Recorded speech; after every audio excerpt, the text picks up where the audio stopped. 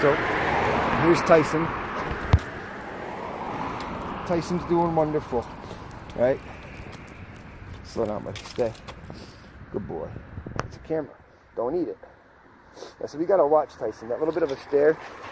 So, as you know, with a lot of my videos, when I take a new dog, I like to get a lot of before and after footage. You know, I try to take some shots of when they're misbehaving at their best, and we do this to show the contrast of, you know, what they were like to what they're going to be like.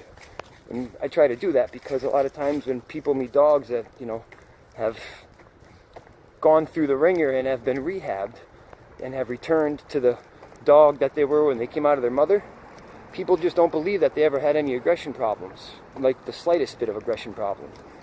And as we know, like dogs with Ellen, they were pretty bad aggression problems, but they can still become, you know, the dog that they were when they came out of their mother. So with Tyson, I can't give you any of the before footage because this is what happens, right? The Band-Aid.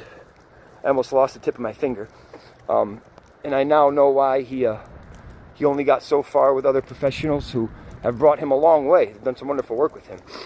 But the problem with Tyson is he's the kind of dog who's beautiful and smart, but he's also what we call the sniper type. He's silent and he's fast as a rattlesnake. So, see this? He's perking up because there's a car running. Relax. Relax. There you go. Just the camera. Get used to it. See, just the way he was just staring at me, I got to be careful. People don't see that as a problem. But when they're side-eyeballing you like that, it can be a half a second later, he's latched onto my area I don't ever want a dog to latch onto.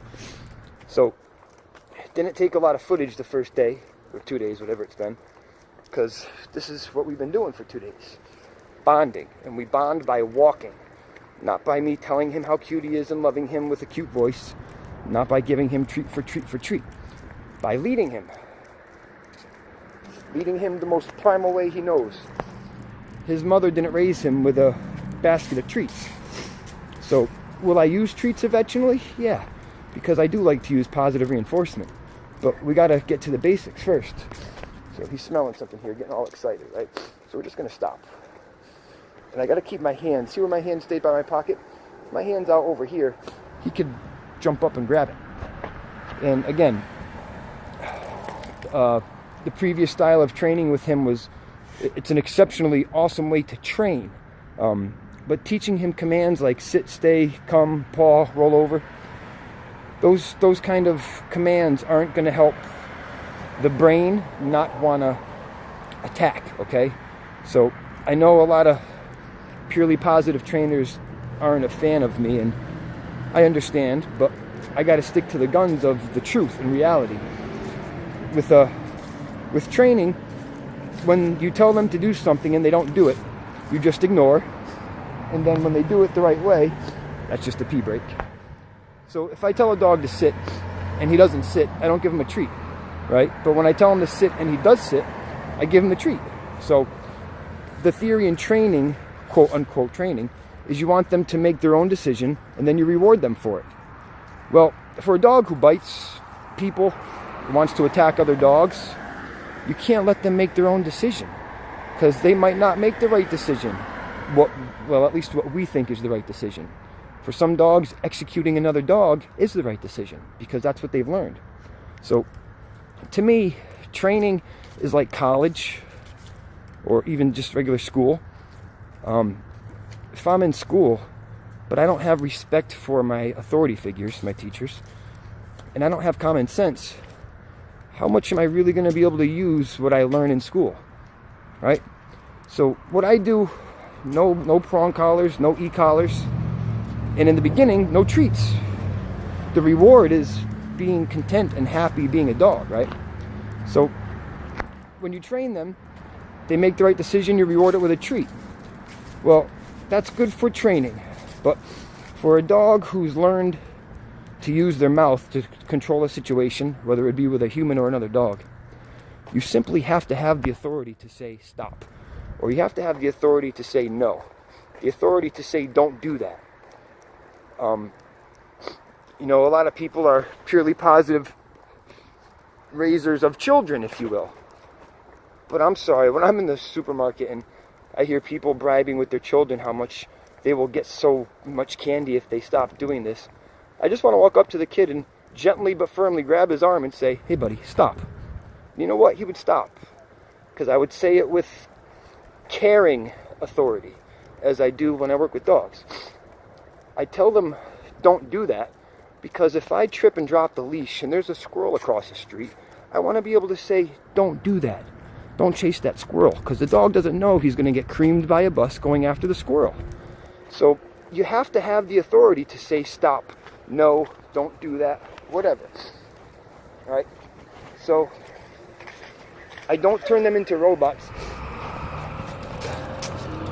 by shocking them with electricity when they do it wrong, and I don't bribe them into doing the right thing by using treats. When it comes to teaching commands, I've worked with tons of assistance dogs and therapy dogs. When I'm teaching a dog how to hand over a credit card to a person behind the counter, yeah, I give them the reward when they do it right and ignore them when they don't do it. But that's training.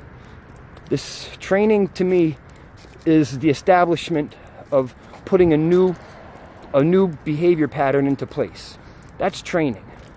It's completely different when there's already a behavior pattern in place that we have to erase or suppress or counter-condition or recondition or block, whatever you want to call it, correct. I know a lot of these terms aren't quite politically correct in the dog world, but you know what?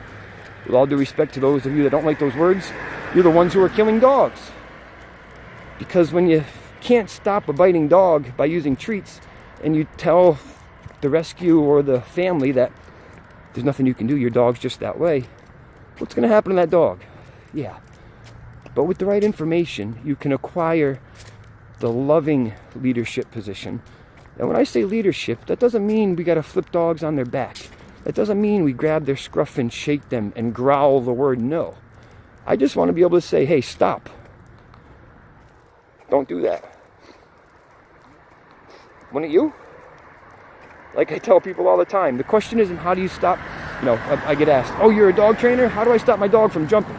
How do I stop my dog from barking? How do I stop my dog from pulling? How do I stop? And on and on and on.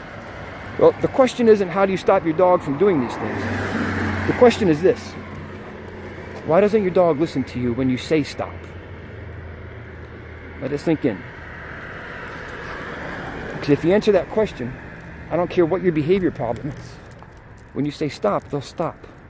Right? Every dog can jump. Every dog can bark. These are natural behaviors. They only become behavior problems when you can't stop them. So don't look for a special trick on how to stop your dog from jumping. A lot of professionals will say, bring your knee up, or turn your back. You bring your knee up, you make them bounce off. And when they bounce off, that's how dogs play with each other. They bounce off each other. So when you bounce them off you're just saying, let's play. So what are they going to do? Keep jumping. You turn your back, you're inviting them to hump you, to jump on your back. Whatever. Right? If a dog jumps on me, I just want to say, hey, stop, and have them stop. Wouldn't that be lovely? Well, it's possible. It's real. It happens.